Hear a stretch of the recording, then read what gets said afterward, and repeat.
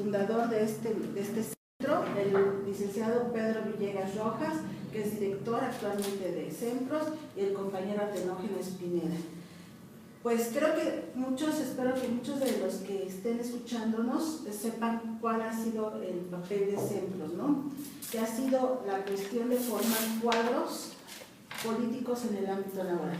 Pero para ello quisiera que nos contara un poco de la trayectoria de este centro al compañero José Merced, cómo nació, bajo qué circunstancias, que creo que muchos lo ignoramos y que para todos es de suma importancia.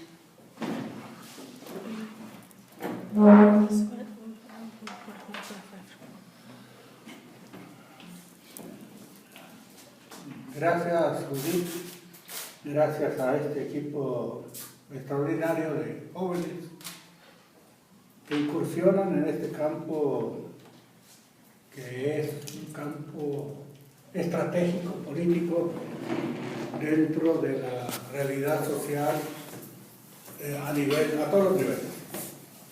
Me encanta sobremanera encontrar inquietudes y que buscan, sobre todo, que la información, la formación, la concientización lleguen al pueblo.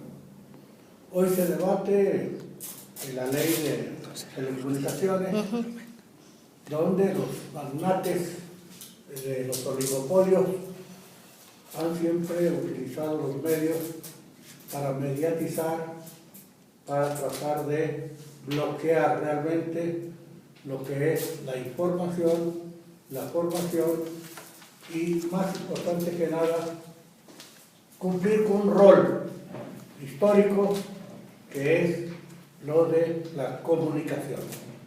Por eso nos da mucho gusto tenerlos aquí en casa, saber que se interesan por esta aventura. Esto fue una aventura. Cuando lo fundamos por tres objetivos fundamentales. Hicimos un diagnóstico de la realidad sindical del país y nos encontramos con una situación clara. El corporativismo, el charrismo, la desnaturalización del movimiento sindical y que poco a poco la clase trabajadora le iba perdiendo credibilidad a su organización natural, que es el sindical. Se perdió el contenido ideopolítico, se perdió la historia, se perdieron las luchas, se perdió todo aquello que dio origen a lo que ha sido el movimiento de los trabajadores, que ha logrado en su historia lograr reivindicaciones que han reconocido lo que es la dignidad de la persona humana, del trabajador, persona humana. Ahí está la esencia de nuestro quehacer. Entonces nos planteamos la necesidad de orientar, de concientizar, de informar y de formar. Esto es muy importante porque muchas veces la gente confunde entre lo que es la educación, la capacitación y la formación, que tienen características diferentes y que responden a áreas diferentes. La educación en función de la vida, la capacitación en función del trabajo y la formación en función de la acción. Y nos interesa saber qué hace el trabajador en función de su realización y promoción humana. Si yo quisiera decir una frase muy sencilla, que el rol de la organización sindical es la promoción integral, personal y colectiva de los trabajadores, uno se quedaría realmente intrigado, bueno, ¿y qué hace nuestro sindicato en esta perspectiva? ¿La reivindicación economicista o la promoción realmente de la persona humana en todas sus dimensiones? El aspecto social, político, económico, cultural, sindical, etc. Entonces, esta era la primera cuestión. ¿Cómo responder a un pragmatismo que se estaba dando porque se perdió la ideología, los valores y los principios del movimiento sindical. Y como decimos, todas sus luchas, su historia, etc. Una segunda cuestión es que necesitamos darle voz a los sin voz. Hablaba allá los mártires de Chicago, Pearson, que decía que se escuche la voz del pueblo. Y entonces, pues, nosotros escuchamos la voz del pueblo, porque es acallada siempre. La represión, muchas veces la coerción. Bueno, hemos tenido muchas situaciones que dan vergüenza, incluso la cooptación, todo lo que nos pasó en la época de los 60, los 70, en donde nuestros militantes, nuestros cuadros, fueron cooptados, reprimidos o desaparecidos. Y entonces decimos, es necesario que se escuche la voz del pueblo. Y bueno, formar cuadros, formar dirigentes, formar líderes que realmente asuman con responsabilidad su rol en la transformación del país. Nos importa el país, nos importa la nación como pueblo, nos importa el Estado en su dimensión global de los poderes de la Unión, de sus instituciones, pero más nos importa el pueblo, la nación mexicana, donde hoy tenemos una marginalidad social extraordinaria, una pobreza extrema extraordinaria. Hoy se lanzan programas como el de la Cruzada contra el Hambre, se habla de 7,5 millones de pobres en el ámbito agroalimentario, cuando realmente tenemos un 70% de pobres y un 22-25% de la pobreza extrema. Entonces, bueno, nos planteamos en esa época, hace 25 años, cómo podemos darle voz al pueblo. Y una tercera cuestión es propuestas y respuestas. El proyecto de nación. No ha habido proyecto de nación.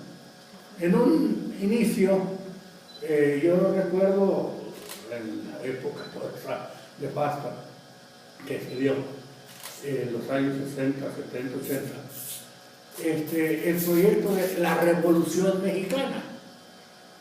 Y no había más que eso, el proyecto de la Revolución Mexicana. Pero, ¿qué significaba la Revolución Mexicana?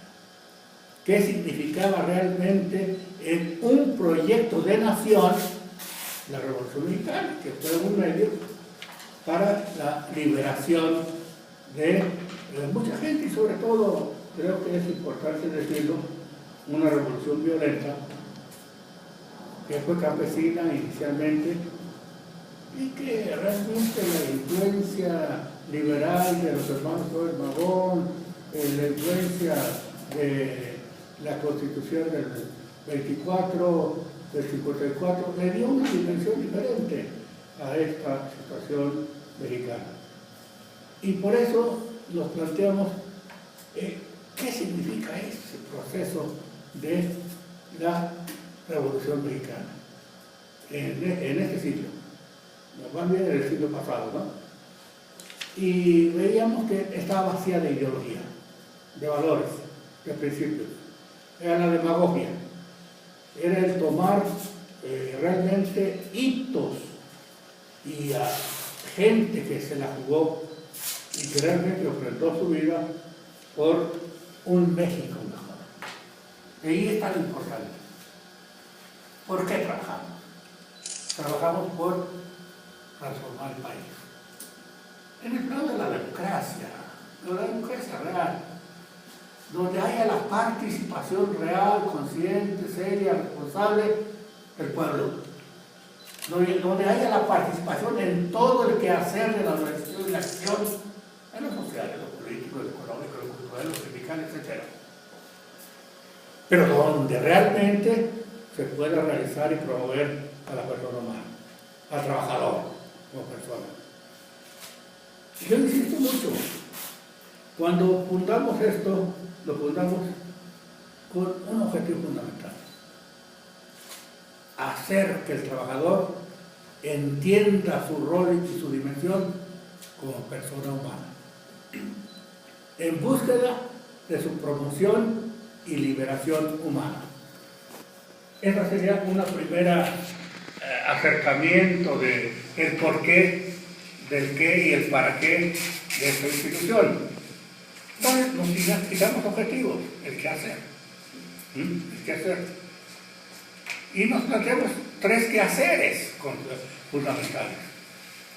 Uno, esto que es la educación, la capacitación y la formación, dándole énfasis a la formación, que es para el desarrollo integral de la persona humana. Nos planteamos el desarrollo organizativo. Hay que crear conciencia, pero ¿para qué? Y creamos conciencia en función del desarrollo humano, pero organizadamente. Entonces siempre planteamos que la organización siempre debe ser organizada y que la acción siempre debe ser organizada. Se realiza, se piensa, se reflexiona, hay que animarla, hay que inyectarle contenido ideopolítico, pero sobre todo hay que hacerla triunfar. Entonces, ahí está el problema de la acción social, la acción política, la acción sindical, la acción cultural, etc. Todo aquello que ayude a la realización humana integral. Entonces, este aspecto del qué hacer, en el plano organizativo y después en de la asistencia técnica, jurídica, política, organizativa, porque finalmente la gente está organizada sindicalmente sin saber ni siquiera lo que es el sindicato.